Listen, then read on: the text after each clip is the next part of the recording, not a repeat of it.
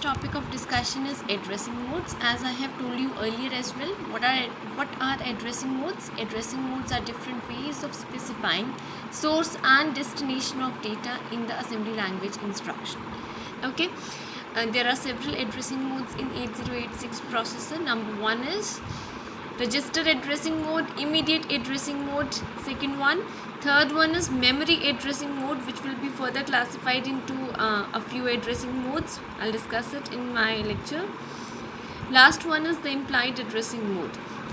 8085 में हमने memory addressing modes दो पढ़े थे, direct and indirect addressing modes. Remember, 8086 में भी कई सारे हैं. Let's take them one by one. First is the register addressing mode. Register addressing mode class, as you know, in this addressing mode you will find that source and destination of data both are registers. For example, move bx comma ax, which means copy the contents of ax register into bx register. इस तरह से आप और भी कई examples बना सकते हो addressing mode, register addressing mode के, because now you have gone through the instruction set of 8086 processor. आपने लिखा add B L comma C L, this is an example of register addressing mode. आपने लिखा sub C L comma D L, it's an example of register addressing mode. Likewise, you can make a number of examples. Next addressing mode is immediate addressing mode. इसमें 8 bit या 16 bit immediate data instruction में ही रहता है. For example, move A x comma 16 bit immediate data. Immediate addressing mode आपने 8085 में भी पढ़ा है, इसके भी कई और एग्जाम्पल्स आप बना सकते हो. सो करेक्टरिस्टिक क्या है इमीडिएट एड्रेसिंग मोड की? You will find that the 8 bit और 16 bit long immediate data is available in the instruction. There is no MVI instruction, remember. This only move MOV instruction, MOVEL comma 03H, MOVEX comma 1234H, MOVBL comma 13H. These are all examples of immediate addressing mode. Let's move on to the next addressing mode, which is direct addressing mode. Now we are entering into memory addressing mode. Memory addressing mode भी बहुत सारे types का होता है, वो सारे types one by one मैं discuss करूँगी. Number one is direct addressing mode. Direct addressing mode में you'll find that the offset address is directly given in the instruction. Take an example. Move EX comma within square brackets 5000. You know that the value written within the square brackets represent offset address. तो क्या होगा? ये रहा offset address. Base address किस में होगा? Data segment register में. तो base address plus offset address will give you physical address. उस फिजिकल एड्रेस से डेटा आपको कॉपी करना है AX में. ठीक है, तो डायरेक्ट एड्रेसिंग मोड में you'll find that offset address is directly given in the instruction. Next addressing mode is register indirect addressing mode. Register indirect addressing mode में क्या होगा कि offset address is not directly given in the instruction.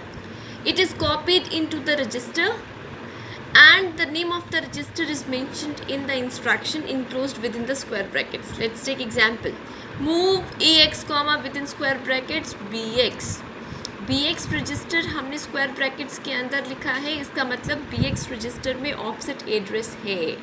Okay, so here offset address is not directly given in the instruction. It is copied into the BX register and the BX register is mentioned within square brackets.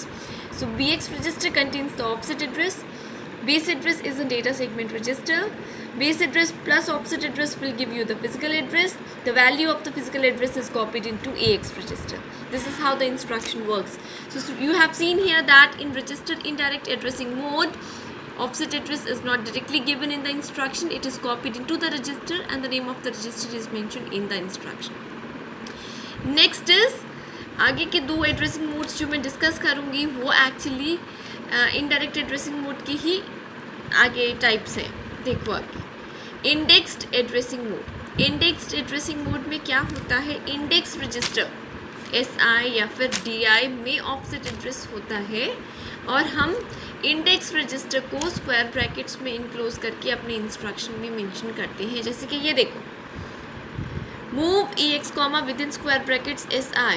So clear है, SI register is mentioned within the square brackets, so it contains the offset address. Offset address अगर SI में है तो base address किस में होगा? DS में. तो DS में मिला बेस एड्रेस, SI में है offset address, base address plus offset address gives you the value of the physical address. Physical address के डेटा को कॉपी करेंगे AX में, ठीक है। सो यहाँ आप देखोगे इंडेक्स एड्रेसिंग मोड में कि ऑफसेट एड्रेस को स्टोर करने के लिए हम इंडेक्स रजिस्टर SI या DI का यूज़ करेंगे, ओके। यहाँ ये memory is the source of data, इसलिए हमने SI को यूज़ किया for storing the offset address. If memory would have been the destination of data then we would have used destination index register for storing the offset address. वो instruction किस type की होती? Move with in square brackets DI, AX, इस type की। देखो move AX, जिसका मतलब है AX के कंटेंट्स को कॉपी करना है मेमोरी में, किस एड्रेस पर? ES:DI and +1, okay. एक तो इस मेमोरी लोकेशन पर, और क्योंकि आपको पता है 16 बिट डेटा ट्रांसफ़र कर रहे हो तो एक बारी में 8 बिट डेटा ही ट्रांसफ़र होता है, तो AL का कंटेंट कॉपी होगा इस मेमोरी लोकेशन में और EH का कंटेंट किस में कॉपी होगा? दिस +1 मेमोरी लोकेशन पर, ओके। तो अगर memory is the destination then you will be using destination index register. If memory is the source then you will be using source index register like this. So this is indexed addressing mode. Next is register relative addressing mode. इसमें देखो example से समझो। इसमें क्या है, offset address भी हमें बनाना पड़ता है, दो वैल्यूज़ को जॉइन करके ऐड करके। देखो जैसे ये रहा example, BX register square brackets के अंदर लिखा हुआ है, it means it contains offset address. अब BX में जो ऑफसेट एड्रेस है उसमें ये रिलेटिव डेटा, इसको कहते हैं रिलेटिव डेटा या इमीडिएट डेटा या डिस्प्लेसमेंट। ये आपको लग रहा होगा कि इमीडिएट डेटा है, एक्चुअली ये डेटा इस ऑफसेट एड्रेस में ऐड होना है, तो इसको यहाँ पे टर्म यूज़ किया है रिलेटिव डेटा एड्रेसिंग मोड, ठीक है।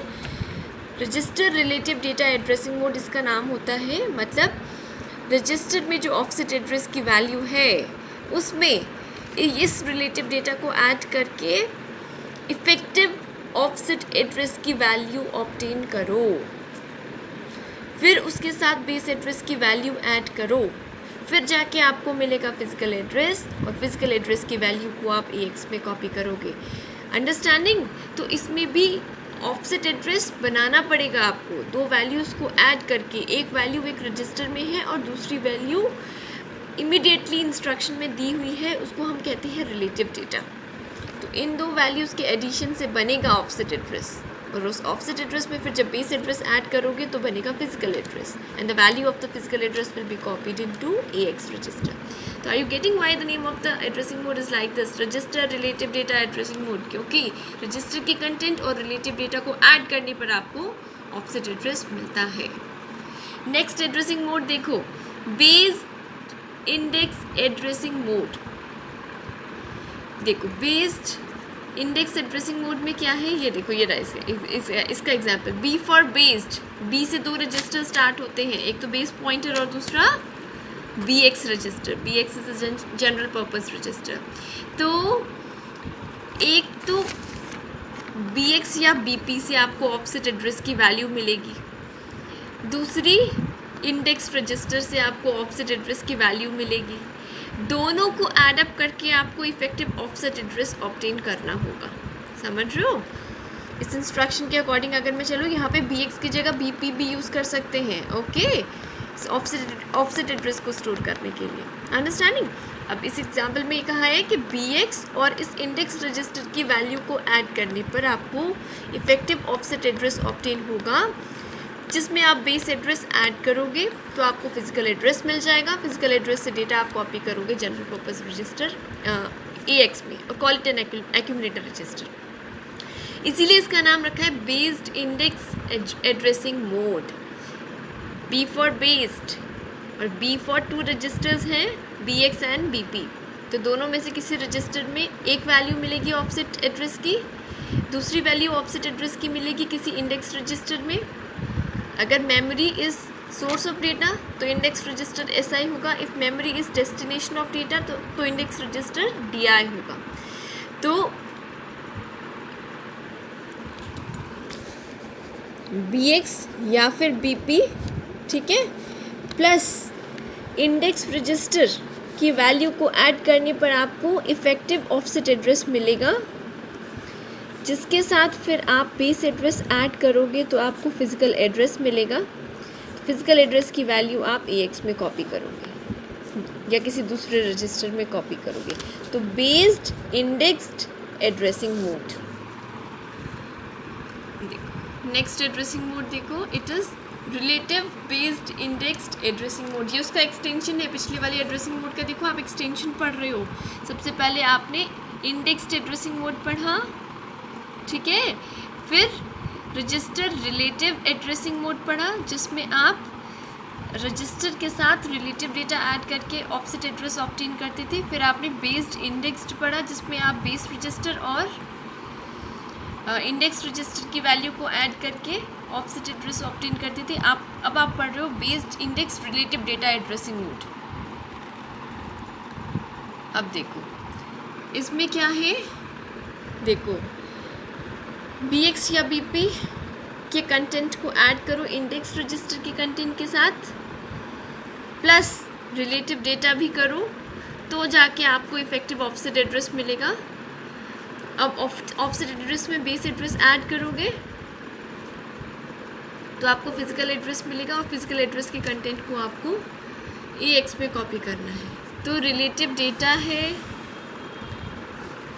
बेस्ड मतलब BX या BP कोई रजिस्टर लिखा होगा, इंडेक्स्ड मतलब SI रजिस्टर, इसलिए क्योंकि ये मेमोरी है सोर्स। अगर मेमोरी डेस्टिनेशन होती, इस साइड पर होता एड्रेस, तो यहाँ पे DI रजिस्टर यूज़ करते। तो इस तरह से relative based indexed addressing mode बना। तो इन तीनों वैल्यूज़ को ऐड करने पर आपको इफ़ेक्टिव ऑफसेट एड्रेस मिलेगा। अंडरस्टूड? इफ़ेक्टिव ऑफसेट एड्रेस में बेस एड्रेस ऐड करोगे। बेस एड्रेस किस में मिलेगा? डेटा सेगमेंट रजिस्टर में। बेस एड्रेस ऐड करने पर you will get physical address. Physical address के कंटेंट्स को फिर आप कॉपी करोगे AX में। Last addressing mode is implied addressing mode. Implied addressing mode वैसा ही है जैसे 8085 में। इसमें किसी ऑपरेंड की ज़रूरत नहीं होती, सिर्फ ऑपकोड होता है, जैसे कि HLT, CMA, complement the contents of accumulator register, STC, बहुत सारे कल डिस्कस किए हैं इम्प्लाइड एड्रेसिंग मोड के example. STC set carry flag, CLC clear carry flag, CMC complement carry flag, STI set interrupt flag, STD set direction flag, CLD clear direction flag. These are all examples. NOP, HLT, LOCK lock. So these are all examples of implied addressing mode instructions. ठीक है, तो जिसमें किसी भी कोई operand होता नहीं है, इनफैक्ट ऑपरेंड की ज़रूरत ही नहीं होती है। So this no opcode, there is only opcode, this no operand, in fact operand is not required. So these are all the addressing modes of 8086. Revise them at home. In case of doubt, drop a message.